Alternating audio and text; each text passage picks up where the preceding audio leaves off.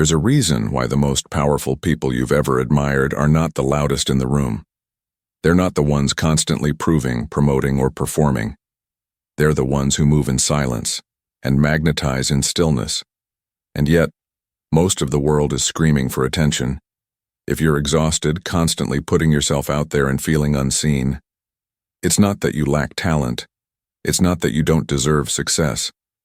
It's that you may be repelling what you crave by the noise you make to attract it. In a world addicted to visibility, your nervous system has been hijacked. You've been conditioned to believe that only the loud survive, that only the visible get chosen, that only the constant hustle produces fruit. But what if that's the exact illusion keeping you trapped in lack? Napoleon Hill taught us that thought, when concentrated, elevated, and emotionalized, becomes magnetism. He didn't say noise. He didn't say effort. He said definite purpose held with faith. And faith, by its very nature, is quiet. It whispers when everything outside is loud. It waits when everything around is rushing. It listens when the world shouts over itself. The real reason most people are not attracting aligned opportunities is this: they are broadcasting a frequency of desperation, not power. They are showing up with noise, not essence. They are chasing, not becoming. Because there's a difference between moving with strategy and moving with spiritual congruence. And the world, no matter how noisy, responds to congruence. It feels your silent command before your words ever arrive. It senses whether your presence is rooted or rehearsed. So I ask you, what are you really attracting right now? Because everything that enters your life is responding to the silent force within you.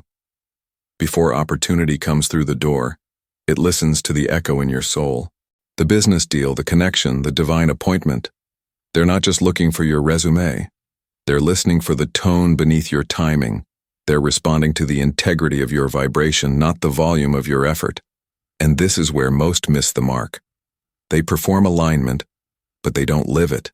They say the right things, but their energy says, "I'm not ready." They try to manifest a new life, while carrying the shame of the old one. But opportunity is not fooled. It's not seduced by appearances. It's summoned by congruence. When your inner world is clean, when your thoughts, intentions, and actions are married to your purpose, you don't have to knock on doors. They open before you arrive, because your energy walks in first. And this is not spiritual fluff. It's vibrational law. Every thought you entertain is sending an invisible signal. Every feeling you dwell in is drawing a result closer or pushing it further. Every time you repeat, "Nothing ever works out," the universe isn't punishing you. It's obeying you. You don't manifest what you say. You manifest what you embody. So ask yourself, is your energy currently aligned with the version of you who already has what you desire? Because if not, your strategy doesn't matter. The words you say won't matter. Your morning routine won't matter. You must become before you receive. And that becoming happens not in the spotlight, but in the secret place, in the quiet work no one claps for, in the disciplines no one sees, in the silence where your future is watching you. In a culture addicted to performance, many believe that to be noticed, you must be loud. You must constantly post, constantly speak, constantly sell. But the greatest opportunities, the ones that reshape destinies, aren't impressed by noise. They're attracted to essence, and essence doesn't shout. Look at nature. The seed doesn't scream while it grows. The sun doesn't make announcements. It rises. Water doesn't argue its way into rivers. It flows. The most powerful forces on earth move in silence. So why do we believe we must become louder to be seen? Because we confuse visibility with value. But the people who carry the most value rarely need to promote it.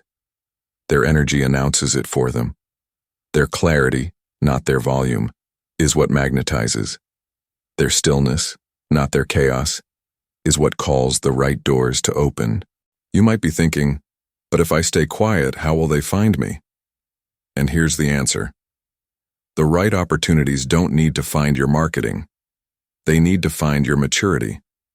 Because real success isn't just about what you're building. It's about who you're becoming while you build. And the moment your inner worth rises above your need for validation, that's when the world begins to chase you. Not for who you pretend to be, but for who you've finally allowed yourself to become. Silence is not weakness. It is the sanctuary where clarity is born. The world celebrates those who speak well, but life rewards those who listen better. Listen to your intuition. Listen to the timing. Listen to the space between moments where God whispers what to do next, not through applause but through alignment. People often ask, what should I say to attract the right person, the right investor, the right audience? And the truth is, it's not in what you say. It's in what you silently carry. Your posture speaks before your pitch. Your vibration speaks before your vocabulary. Your self-respect speaks before your resume. When you carry peace, you repel chaos. When you carry focus, you confuse distractions. And when you carry conviction, you no longer need permission.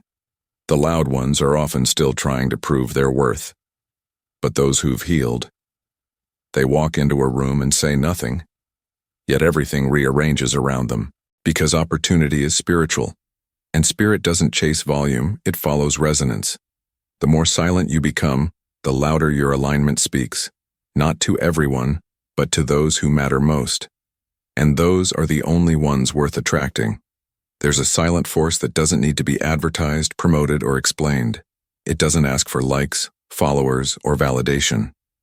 It simply exists in those who are congruent, those whose thoughts, beliefs, and actions all move in the same direction. This is what Napoleon Hill meant when he said that thoughts are things. Because when your internal world is aligned, your external world starts to respond. You don't need to manipulate. You don't need to beg. You don't need to convince the universe you're ready. Your frequency becomes the proof. There are people right now taking massive action with zero clarity and wondering why nothing changes. And there are others sitting in silence, preparing the inner architecture of belief and intention, and doors begin to open before they knock. This is not magic, it's magnetism. The energy of coherence is stronger than the energy of chaos. When your heart wants one thing, your mind imagines another, and your actions go in a third direction, the result is fragmentation, confusion, resistance. But when everything in you says yes to a vision, without contradiction, without hesitation, that's when the invisible contract activates. And suddenly, the people you've been trying to chase begin chasing you. The results you were striving for begin flowing in unexpected ways, because you're no longer seeking, you're matching. Manifestation isn't about wishing louder, it's about becoming quieter, more attuned, more disciplined, more surrendered. The silent force is not passive, it's precise, and it waits for one thing only: inner alignment. Have you ever noticed how the most magnetic people are rarely the loudest? They don't overshare. They don't over-explain. They carry themselves with a calm certainty, as if they've already been where you're trying to go. That's not arrogance. It's alignment. Because when your inner world is ordered, the outer world becomes cooperative. And that stillness you carry is no longer empty. It becomes directional. It moves things. You walk into a room and shift the atmosphere. You speak a few words, and they land like thunder. You pause and the silence speaks louder than noise ever could. This is the power of coherence, not just spiritual, but biological. Your nervous system calms, your energy field expands, your breath deepens. You're no longer pushing against the tide. You've become part of its rhythm. In the teachings of Napoleon Hill, he often spoke of the subconscious mind as the gateway to infinite intelligence, a field that connects you to unseen forces of opportunity and intuition. But that gateway only opens when you're calm, when your energy is clean, when you're not doubting yourself while pretending to believe. The silent force doesn't operate in panic. It waits until the noise of fear has settled. It emerges when your soul says, I trust. Trust doesn't mean you stop moving. It means every move you make is encoded with intention, not desperation. That's why the silent ones rise. Not because they're lucky, but because they've become compatible with the outcome they seek. Their presence already holds the signature of the success they're manifesting. Stillness isn't stagnation, it's saturation of belief, of vision, of purpose. And when you're saturated with what you desire, the world can't help but reflect it back to you. There is a sacred law few ever mention, a divine principle so subtle it often goes unnoticed, even by those who walk closely with God. It is the law of openness without announcement. In the scriptures, we find a consistent pattern. When God prepares someone for greatness, he doesn't publicize the process. He conceals it. He hides them. Moses was hidden in a basket before he led a nation. David was forgotten in the field before he was crowned in the palace.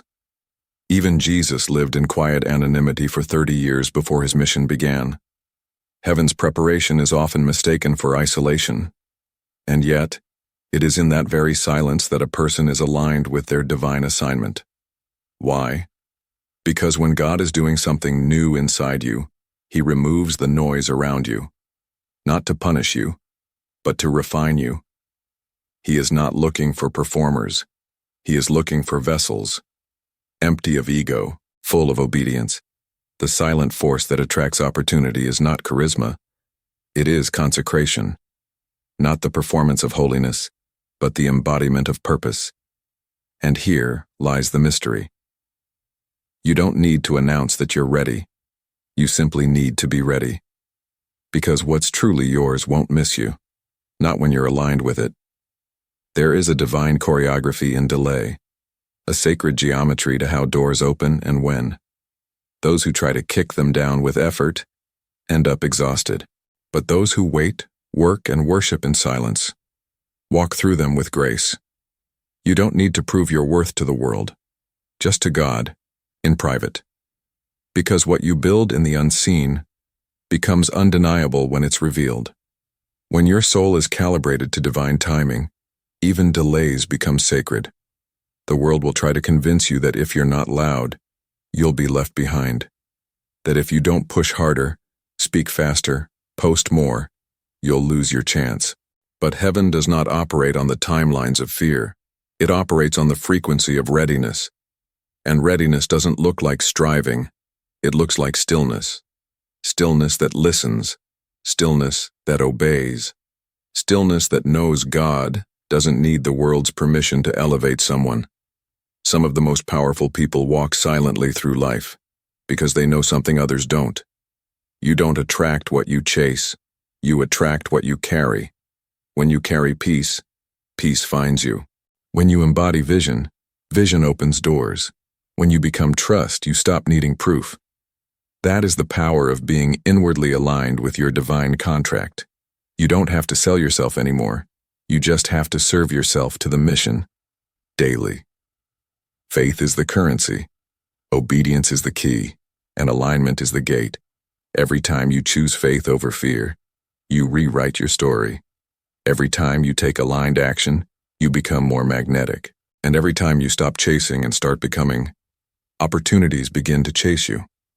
This is the shift, from effort to essence, from noise to knowing, from look at me to I'm already seen. You are not late. You are not overlooked. You are not forgotten. You are being shaped, in silence, by the very hand that opens every door no man can shut. There is a tension in every soul between control and calling. One whispers, "Make it happen." The other says, "Let it happen." The modern mind worships control. It believes that planning every detail will guarantee success. But divine purpose doesn't need micromanagement. It needs surrender. And here's the paradox. When you release the need to control the outcome, you finally become magnetic to it. Why? Because control is rooted in fear, and fear repels miracles. But purpose flows through trust. This is not passivity. It's power in its most potent form. To act when prompted, to wait when resisted, to trust that your delay is not a denial, but a divine arrangement in motion. Most people are so obsessed with forcing doors open, they don't realize their energy is blocking the very access they're praying for. They beg for signs, then ignore silence. They demand confirmation, then reject correction. They crave results, but refuse refinement. The soul that attracts without chasing is the one that chooses inner mastery over outer noise. And here's the unseen truth. The more aligned you are with your purpose, the less effort is required. Not because you stop working, but because your work becomes an extension of who you are, not a compensation for what you fear. You begin to radiate congruence. People can feel when you're walking in what you were born to do. You no longer seek validation. You become validation. You no longer need applause. You embody resonance. And the most divine opportunities? They don't show up for the loudest voice.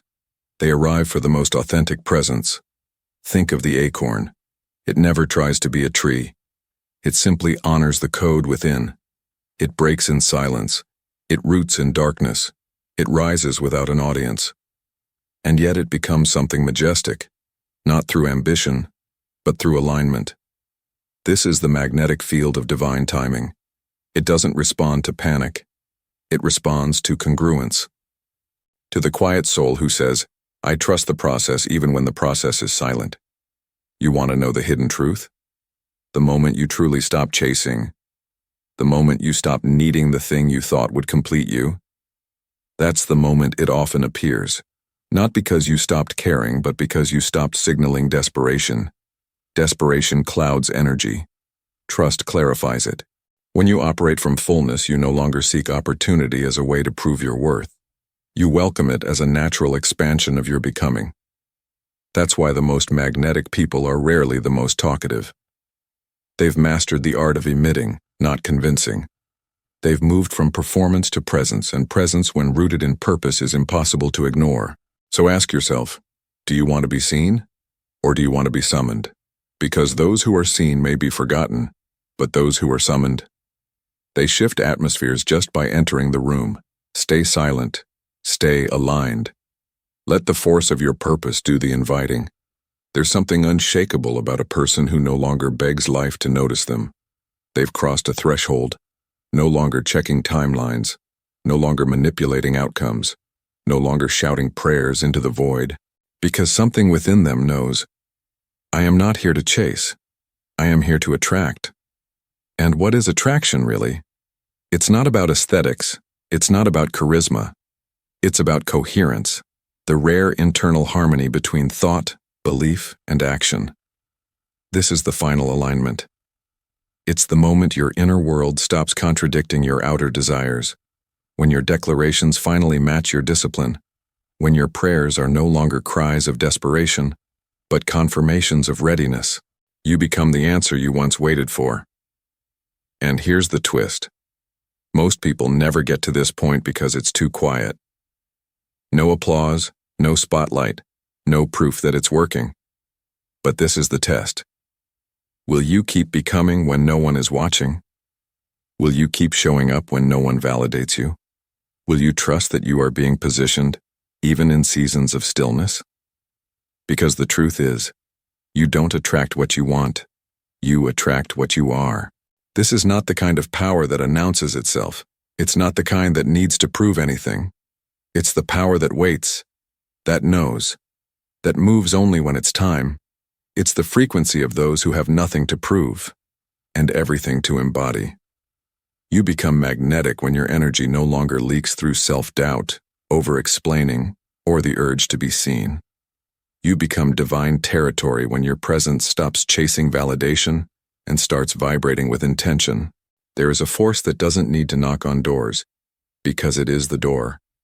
And when you live like this, opportunities arrive through people you never met, emails you didn't expect, and moments that feel orchestrated by a higher mind. This is not luck.